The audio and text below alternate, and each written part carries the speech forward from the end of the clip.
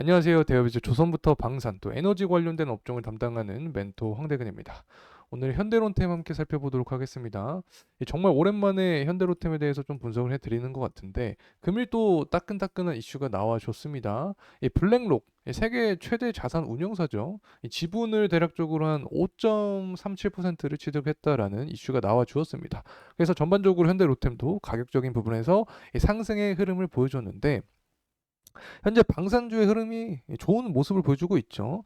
달러가 높은 모습을 유지를 해주고 있기 때문에 외국인 자본이 이 강달러에 유리한 이 산업군에 들어오고 있다. 그래서 현대로템이 관련된 수혜를 받고 있다. 자, 이렇게 설명을 드릴 수 있는데 금일 영상은 이 블랙록 관련된 이야기를 좀 중점으로 해보려고 합니다.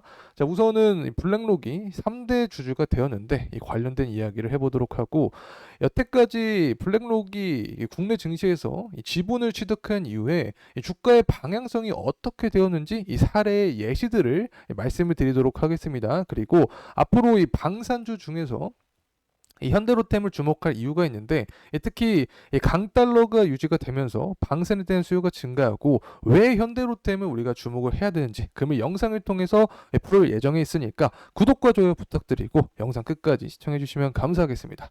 그리고 또 시작하기 전에 제가 또 주식 담당자님께 전화를 드렸습니다. 그래서 이 현대로템 하면은 또 비인도 무기를 수출하는데 외국인 자금이 들어올 수 있냐? 자, 이러한 부분에 대해서 궁금증이 많았기 때문에 블랙록과 더불어서 이 궁금증을 좀 해소하기 위해서 전화를 드렸는데 금일 연락을 받지 않으셨습니다. 그래서 제가 계속해서 받으실 때까지 지속적으로 요청을 할 테니까 여러분이 궁금하신 사항들 혹시 있으시면 댓글 남겨주시면 제가 참고하고 연락하도록 하겠습니다.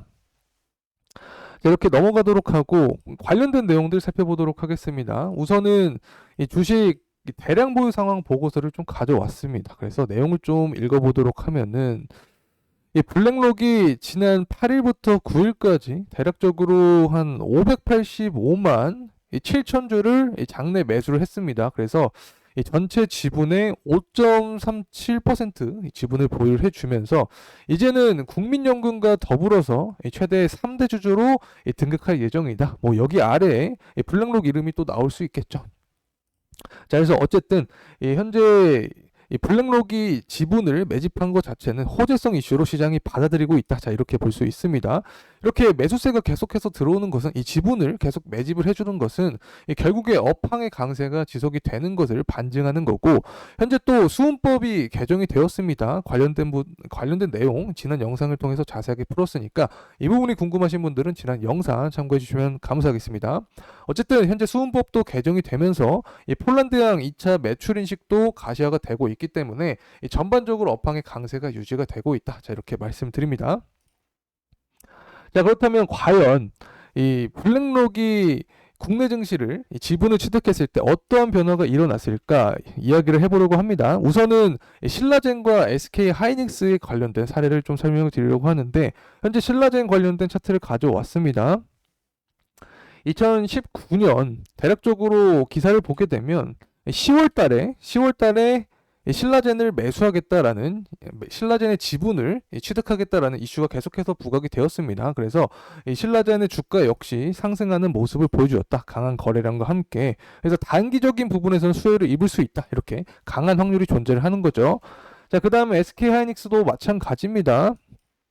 이 블랙록이 지분을 매집하면서 SK하이닉스도 주가가 반등해주는 모습을 보여줬기 때문에 자, 우리가 이 블랙록 지분 자체는 긍정적으로 단기적인 부분에서 긍정적으로 생각을 할 수 있다는 점 다시 한번 말씀을 드립니다. 그래서 SK하이닉스에 이어서 이 신라젠까지 매입을 했었는데 이제는 블랙록이 또 팔았다는 기사입니다. 대략적으로 9년 12월 9일에 블랙록이 지분을 매도한다라는 이슈가 존재를 했었는데 사실 이 블랙록 자체는 이 단타를 하는 그런 운용사가 아닙니다. 장기 투자라는 운용사이기 때문에 보통 매집을 하면 좀 중장기적으로 끌고 갈 수 있다라고 예상을 할 수 있게 되는 거고 이 부분 때문에 주가 역시 호재성 이슈로 반영이 되는 건데 만약에 매도를 하게 된다라고 하면 당연히 악영향을 받을 수밖에 없게 되는 거죠. 그래서 제가 지금 설명을 드리고 싶은 부분은 이 블랙록이 매집하는 것은, 이 지분을 취득하는 것은 분명히 긍정적인 이슈다. 하지만 우리가 리스크적인 차원을 생각할 수밖에 없다. 언젠가는 지분을 팔 확률이 높다. 자, 이렇게 말씀을 드릴 수 있습니다.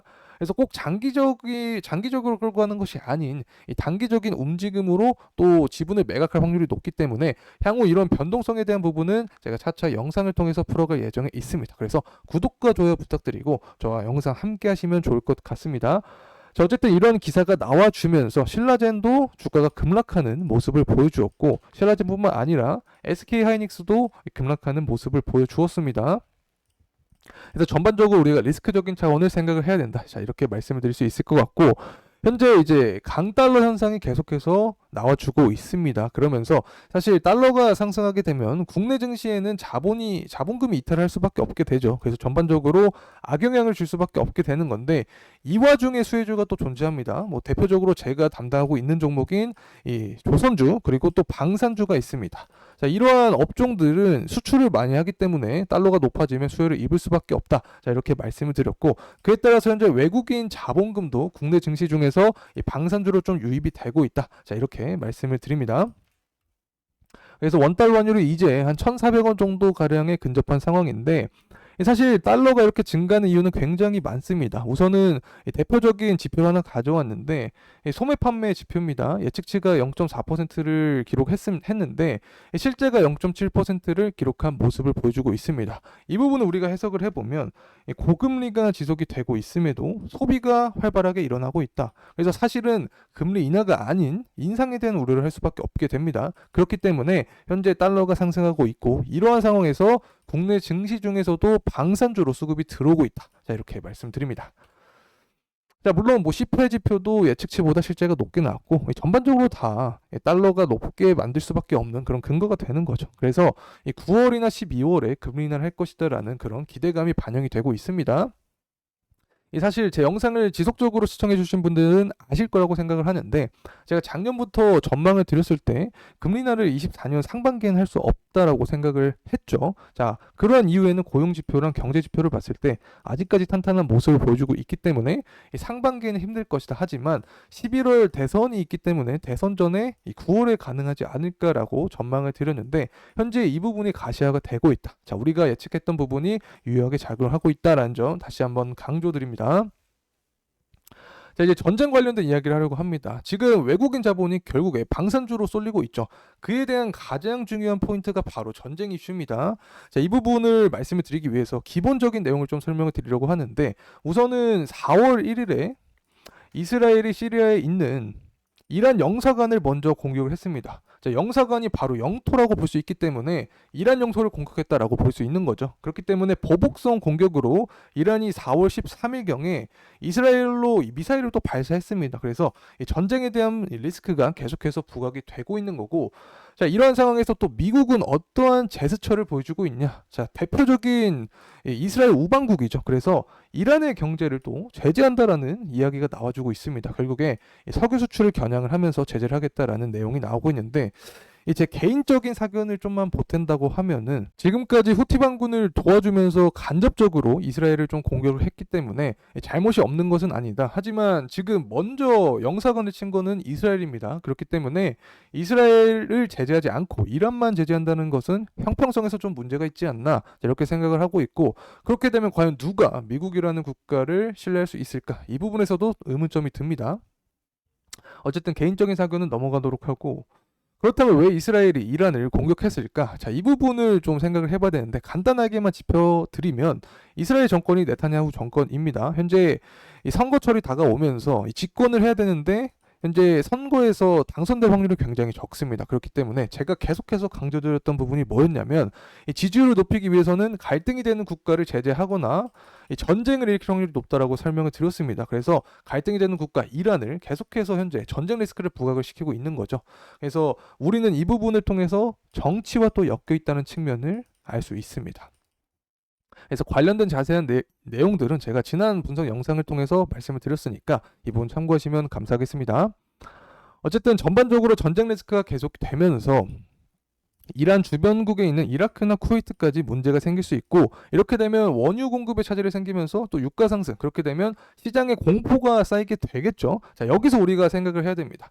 시장에 공포가 쌓이게 되면 어떠한 업종이 수혜를 입을 수 있을까? 바로 방산주입니다. 그래서 현재 외국인 자본금이 계속해서 들어오고 있다는 점 다시 한번 말씀드리고, 유가도 계속해서 고공행진한 모습 자체는 시장의 리스크, 그리고 방산주에는 수혜주로도 작용할 수 있다는 점 말씀드립니다. 자, 이제 관련된 좀 호재성 이슈를 가져왔는데, 뭐 폴란드 때문에 실적과 수주가 모두 향상될 것이다라는 기사입니다. 뭐 사실 우리가 다 알고 있었죠. 폴란드양 K2 이 매출액 인식이 없을 것으로 예상이 되었었습니다. 초반에는. 근데 까놓고 보니까 총 18대의 K2가 인도가 되었습니다. 그래서 이 부분을 통해서 실적의 개선세를 계속해서 받고 있는 거고, 또 여기에 더해서 루마니아와 이 전차 도입 계약도 진행 중입니다. 뭐 사람들이 현대로템 하면 방산으로만 알고 있는데 전차도 굉장히 유명하죠. 그래서 루마니아와도 전차 도입 계약을 진행을 하고 있기 때문에 여태까지 리스크로 작용이 되었던 부분이 바로 수주장고 내에서 폴란드 의존도가 너무 세다. 90%였는데 이제는 루마니아에서도 수주 계약을 진행이 되고 있기 때문에 이 부분에 대한 리스크도 일부 해소가 되고 있다. 자, 이렇게 말씀을 드리고, 또 한 건더 넘어가서 살펴보게 되면 이집트와도 공급 계약을 최근에 했습니다. 이집트 카이로에서 메트로 2호선과 3호선에 대한 전동차 공급 계약을 맺었기 때문에 전반적으로 매출처를 계속해서 늘려나가고 있는 모습 자체는 우리가 긍정적으로 볼 수밖에 없다는 점 다시 한번 말씀드립니다.